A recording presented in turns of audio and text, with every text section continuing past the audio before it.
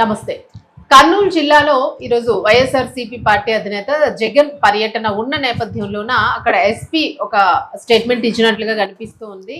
ఏదైనా కర్ఫ్యూ అయితే విధించే అవకాశం ఉంది. అలాగే ఏదైనా తప్పిదం జరిగినా, ఏదైనా అల్లర్లు జరిగినా కూడా ఖచ్చితంగా జైల్లో వేసి తీరుతాము, ఉపేక్షించేది లేదు అనేది అయితే వినిపిస్తుంది.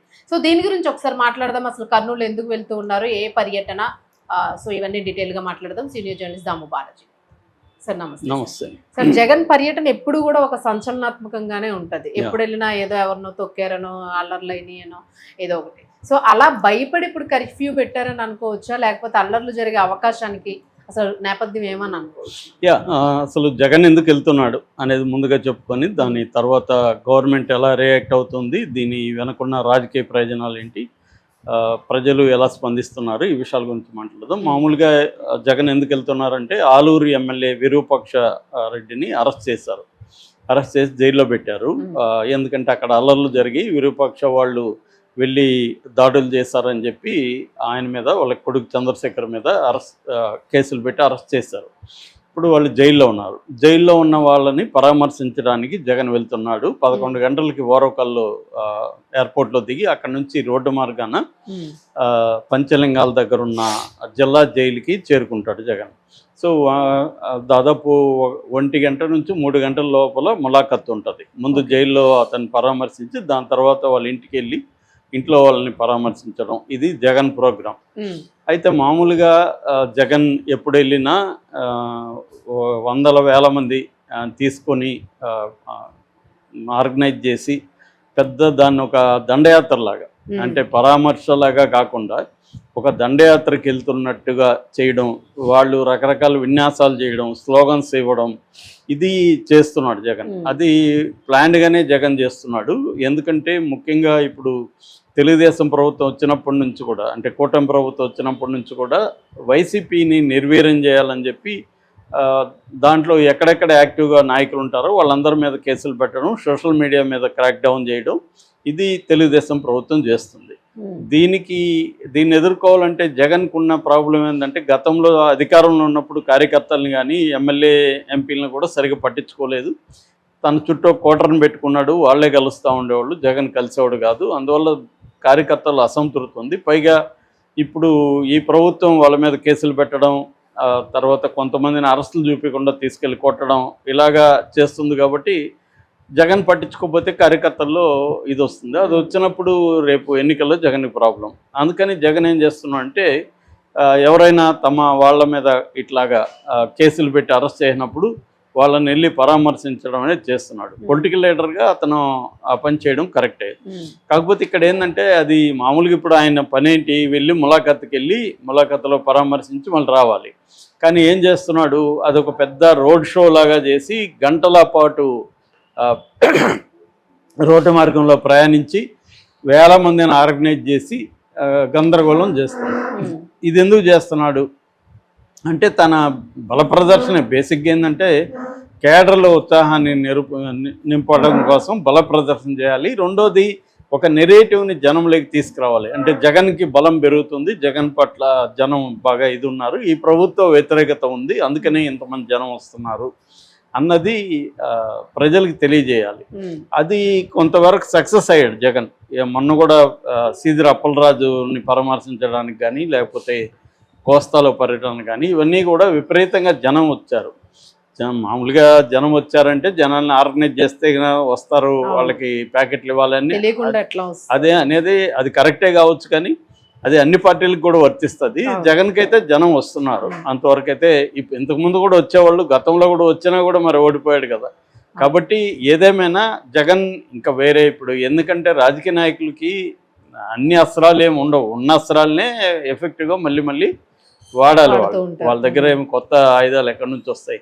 అందువల్ల జనాల్ని పోగేసి, ఒకటి ఈ ప్రభుత్వం ప్రజలకు ఇచ్చిన హామీలు నెరవేర్చలేదనే విషయాల్ని ఎప్పటికప్పుడు తీసుకెళ్ళడం, రెండోది మా మీద, కార్యకర్తల మీద, ప్రజల మీద విధ్వంసకాండ జరుగుతుంది, అరాచకం జరుగుతుంది, రెడ్ బుక్ రాజ్యాంగం అమల్లో ఉందనే విషయాల్ని చెప్పడం, ఇవన్నీ కూడా చేస్తున్నాడు. అంటే ఈ ప్రభుత్వం మీద వ్యతిరేకత పెంచడం, తన బలాన్ని ప్రదర్శించడం, ఈ ప్రాక్టీస్లో జగన్ వెళ్తున్నాడు.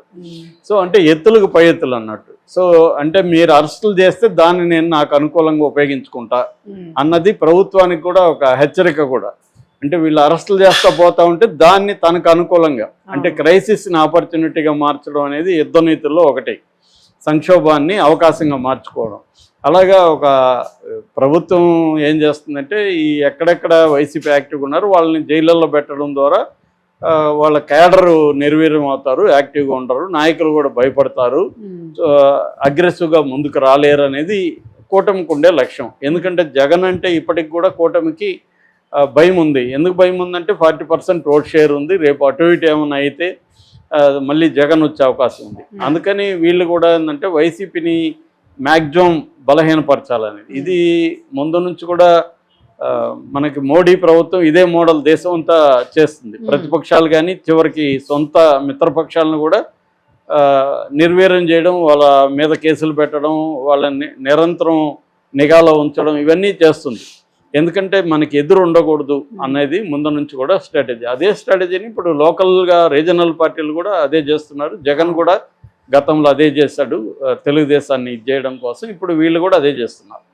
దీన్ని ఉపయోగించుకోవడం జగన్ చేస్తున్నాడు. ఇప్పుడు దానికోసం విక్రాంత్ పాటిల్ అక్కడ కర్నూలు ఎస్పీ ఆయన తీవ్రమైన హెచ్చరికలు చేశాడు. ఆల్రెడీ ఇక్కడ సెక్షన్ 30 పోలీస్ యాక్ట్ అది ఎప్పుడు ఉండొచ్చు, అది పెడతారు, కాకపోతే అమల్లో ఉండదు. అంటే జనం గుమ్మికూడడం పెద్ద ఎత్తున అవన్నీ కూడా నిషిద్ధం అనమాట ఆ యాక్ట్ కింద. జనరల్గా ఏ ప్రభుత్వం ఉన్నా ఇదే యాక్ట్ని అప్లై చేస్తుంటారు, రేర్గా 144 సెక్షన్ పెడతారు. సో ఇది సెక్షన్ 30 అమల్లో ఉంది. రోడ్డు షోలకి పర్మిషన్ లేదు, గుమ్మికూడడానికి పర్మిషన్ లేదు. సో ఓన్లీ జగన్ కాన్వాయ్ని మాత్రమే అలో చేస్తాం. 1 కిలోమీటర్ పరిధిలో అందరినీ కూడా ఎక్కడికక్కడ ఆపేయాలి. ఇది జరుగుతుంది. ఇది ముందు నుంచి కూడా జరుగుతుంది. గతంలో కూడా జగన్ అదేంటి మామిడిపల్ల రైతులు సంబంధించి కుప్పం అటువైపు వెళ్ళినప్పుడు కూడా ఇదే జరిగింది. మొత్తం బంధించడం అనేది వీళ్ళు చేస్తున్నారు, జనం రాకుండా. జనాన్ని ఏదో ఒక పద్ధతిలో తీసుకురావాలని జగన్ చేస్తున్నాడు. ఇక్కడ ఏంటంటే ఎత్తులు పై ఎత్తులు జరుగుతాయి. సో దాన్ని విక్రాంత్ పటేల్ జగన్ని జైల్లో పెడతానని ప్రకటించడం అనేది సంచలనంగా మారింది. దానికి జగన్ భయపడేవాడైతే రాజకీయాల్లో ఉండలేడు కదా, కాబట్టి వాళ్ళు కూడా అరెస్టులకి సిద్ధంగా ఉంటారు, పెట్టు అనుకుంటారు. సో దీన్ని 30ని ఉల్లంఘించడమే చేస్తారు. మహా అంటే ఇంకొక కొన్ని కేసులు అవుతాయి. మన ప్రభుత్వం వచ్చినాక కేసులన్నీ తీయచ్చు. అప్పుడు లాంగ్ బ్యాక్ మనకు గుర్తుంటే లోకేష్ మీరు ఎన్ని కేసులు పెట్టుకుంటే మీకు అంత పదవులు ఇస్తానని కూడా హామీ ఇచ్చాడు అప్పుడు యువగలం పాదయాత్రలో. అంటే కేసులకు భయపడద్దని చెప్పడానికి మీరు కేసులు పెట్టుకుంటే మీకు నేను హెల్ప్ చేస్తాను, లేకపోతే పదవులు ఇస్తాను అంటే ఇంకా ముందుకు వస్తారు. అరే మనం దెబ్బలు తిని కేసులు పెట్టుకున్నా కూడా మనకి రేపు మంచి జరుగుతుంది అన్న ఒక ఇది వాళ్ళకు ఉంటుంది. రెండోది నాయకత్వం మనకు అండగా ఉంటుంది. సేమ్ అదే టాక్టిక్స్ జగన్ ఇప్పుడు చేస్తున్నాడు. ఏంటంటే పార్టీలు అటు ఇటు అయినాయి అంతే, ఇద్దరు కూడా అదే టాక్టిక్సే చేస్తున్నారు. కాకపోతే జగన్ ముందు నుంచి కూడా జగన్ది ఏంటంటే మంది బలం అనేది జగన్కి ఎక్కువ ప్రదర్శిస్తాడు. వాళ్ళకి పోలీసులు ఉన్నారు కాబట్టి తన క్యాడరు తన ఇది, ఎందుకంటే ఫెడరల్ మనకి రాయలసీమ ఫ్యాక్షనిజం జగన్ బ్లడ్లో ఉంటుంది. ఫ్యాక్షనిజంలో ఉండే లక్షణం అంటే మందిని ఆర్గనైజ్ చేసి బ్రూట్ ఫోర్స్ని ముందు పెట్టడం, అదే జగన్ చేస్తున్నాడు. అంటే ఇప్పుడున్న కూటమి ప్రభుత్వానికి రేపు ఒకవేళ జగన్ వస్తే ఉండే తేడా ఏంటంటే ఈ ప్రభుత్వం ఓన్లీ పోలీసులను ఉపయోగించి ఎక్కువగా ప్రతిపక్షాలు నిర్వీర్యం చేయడానికి, అరెస్ట్ చేయడానికి ట్రై చేస్తుంది. జగన్ వస్తే రేపు పొద్దున ప్రైవేట్ ఆర్మీ కూడా జగన్కి బలంగా ఉంటుంది. అంటే వాళ్ళు పోలీసుల్ని కేసులు ఇవన్నీ కాకుండా రేపు అటాకింగ్ కూడా, ఎందుకంటే చంద్రబాబుకి లీగల్ సిస్టంలో చాలా బలం ఉంటుంది. గతంలో కూడా మనకు గుర్తుంటే జగన్ రాగానే అసలు 1-2 ఇయర్స్ జగన్ ఏం పని చేయనీయకుండా కోర్టుల ద్వారా ప్రతిదాన్ని అడ్డుకోగలిగారు తెలుగుదేశం వాళ్ళు. జగన్కి ఆ లీగల్ సిస్టంలో ఆ బలం లేదు. అందుకని జగన్ స్ట్రాటజీస్ వేరేగా ఉంటాయి. వాళ్ళకున్న బలాల రీతినే స్ట్రాటజీస్ ఎవరికైనా ఉంటాయి. సో జగన్కి వ్యవస్థల మీద పట్టు లేదు కాబట్టి తన బలం ఏంటి, మూకని ఆర్గనైజ్ చేయడం, మాబ్ని ఆర్గనైజ్ చేయడం, అటాకులు చేయడం, ఇవి తన బలం కాబట్టి దాని మీదే జగన్ డిపెండ్ అవుతాడు. చంద్రబాబుకు అది అవసరం లేదు, ఎందుకంటే తనకి వ్యవస్థల మీద పట్టుంది కాబట్టి వ్యవస్థల్ని ఎఫెక్టివ్గా ఎలా ఉపయోగించుకోవాలని చంద్రబాబు చేస్తారు. సో వాళ్ళ బలాలను బట్టి వాళ్ళు చేస్తున్నారు. సో ఇప్పుడు ఏం జరుగుతుందో చూడాలి నిజంగా విక్రాంత్ పాటిల్. ఎందుకంటే చాలాసార్లు వీళ్ళు ఏం చెప్పినా జనం అన్నిటికీ సిద్ధమయ్యి కార్యకర్తలు వచ్చినారనుకో పోలీసుల వల్ల కాదు. సో అది జగన్ కూడా అదే కావాలి. అంటే జగన్ కూడా ఏంటంటే వదిలేశారనుకో ఏం జరగదు. నువ్వు ఎప్పుడైతే అడ్డుకుంటేనే కొడతారు, దెబ్బలు తింటారు, వాళ్ళల్లో ఇంకా కసి పెరుగుతుంది, సరే అరెస్టులు చేస్తే చేయండి అన్నట్టుగా తయారవుతారు. అంటే ఒక సామెత ఉందన్నమాట, ఒకే ఆయుధాన్ని పదే పదే ఉపయోగించకూడదు యుద్ధంలో అని. అంటే శత్రువుకి అర్థమైపోతుంది ఈ ఆయుధాన్ని ఎలా ఎదుర్కోవాలి. సో చంద్రబాబు ప్రభుత్వం కూడా అదే తప్పు చేస్తుంది, పదే పదే అదే పని చేయడం ద్వారా ఆయుధానికి పవర్ పోతుంది. దాన్ని లిమిటెడ్గా వాడాలి, లిమిటెడ్గా వాడకుండా విచ్చలవిడిగా వాడితే అది పవర్ పోతుంది. ఇప్పుడు ఆంధ్రప్రదేశ్లో అదే జరుగుతుంది. Right, thank you.